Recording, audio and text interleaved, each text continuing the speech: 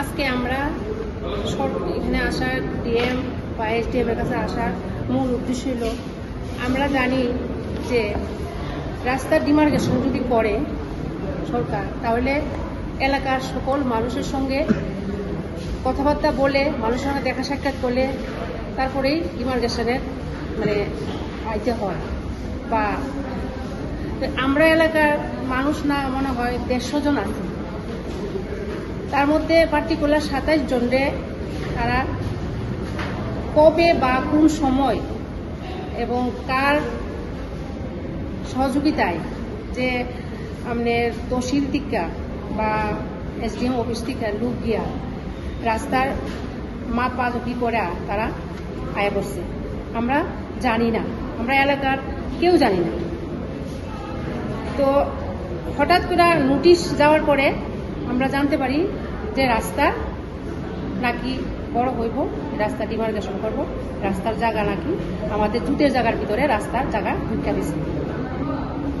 তারপরে আমরা প্রথম নোটিশ পাইয়া আমরা চিঠি করছি এসডিএম এর যে আমরা জানি না কবে কারা কি করে রাস্তা ডিমার্কেশন করার লেগে আমরা নোটিশ করলাম, নোটিশের কোনো উত্তর পেলাম না। দ্বিতীয় নোটিশ আবার কিছুদিন পরে দ্বিতীয় নোটিশ আবার গেছে আমরা যে তারা ডিমার্কেশন করব, পিলারিং করব, আমরা জুটের জায়গার ভিতরে সরকারি জায়গা ঢুকে দিচ্ছি। তো আমরা জুটের জায়গা আমরা আজকে না হলেও 40 বছর 50 বছর এখানে বাড়ি করে আসি এবং আমরা দালান পাকা করে লাইছি, রাস্তার ট্রেনও আছে, মিউনিসিপ্যালিটি ট্রেনও করে আছে, আমরা বাউন্ডারিও করে লাইছি। কি করে সরকারি জায়গা আমরা বাড়ির ভিতরে ঢুকবো? আর পার্টিকুলার একটা সাইডে বাড়ি আছে 150 জন, পার্টিকুলার 27 জনের একটা সাইডে পূব সাইডে আমাদেরকে নোটিশ দাঁড়ানো হয়েছে, কিন্তু পশ্চিম সাইডের লোক কি ডিমার্কেশনে বা রাস্তার মধ্যে পড়ে না? এটাই আমাদের অভিযোগ আর কি। আমরা যদি জানতাম যে না দুনো সাইডে পূব সাইড পশ্চিম সাইড রাস্তা বড় হোক আমরা কোনো না, কিন্তু ডিমার্কেশন করতে গেলে তো দুনো সাইডে ইনফরমেশন করবো, দুনো সাইড থেকেই জায়গা নিতে হইব। তো পার্টিকুলার বাচ্চা এক সাইডে 27 জনকে কেন নোটিশ দিল?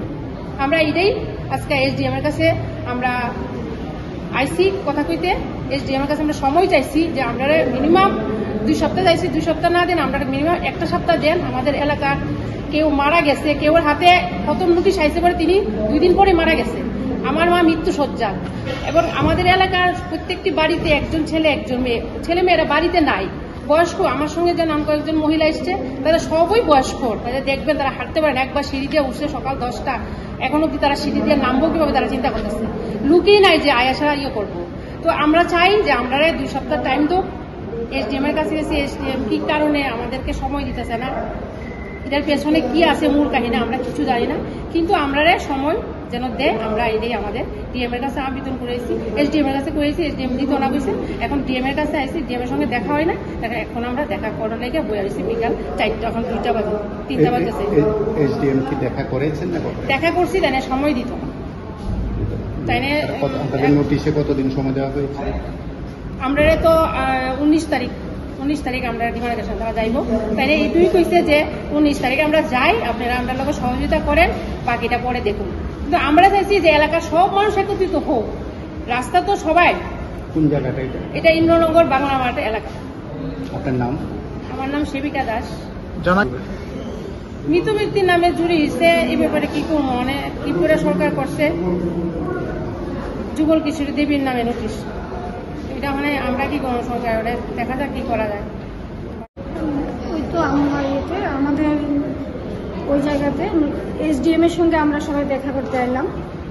আমরা সময় চাইছিলাম তাদের কাছে যে অন্তত আমরা 7 থেকে 10 দিন সময় দেওয়ার জন্য। আমাদের পাশের বাড়িতে একজন মারা গেছে, কিন্তু এখন তারা বাড়িতে নাই, উপস্থিত কেউ নাই, অনেকেই আছে এমন যে এখন বাড়িতে নাই, তারা বাড়ি থেকে আইতে হইবে, এদিকে আমরা সময় চাইছিলাম। সময় চাই এসডিএম স্যারের কাছে গেলাম, কিন্তু সময়টা দিতে চাইতেছে না। ঠিক আছে, যে 19 তারিখে তারা যাইব, ওই 19 তারিখেই নাকি ডিমার্কেশনের লেগে হইব, কিন্তু আমরা একটু সময় চাইছিলাম, যদি একটু সময় দিত তাহলে যারা বাইরে আছে তারা আইতে পারতো আর কি।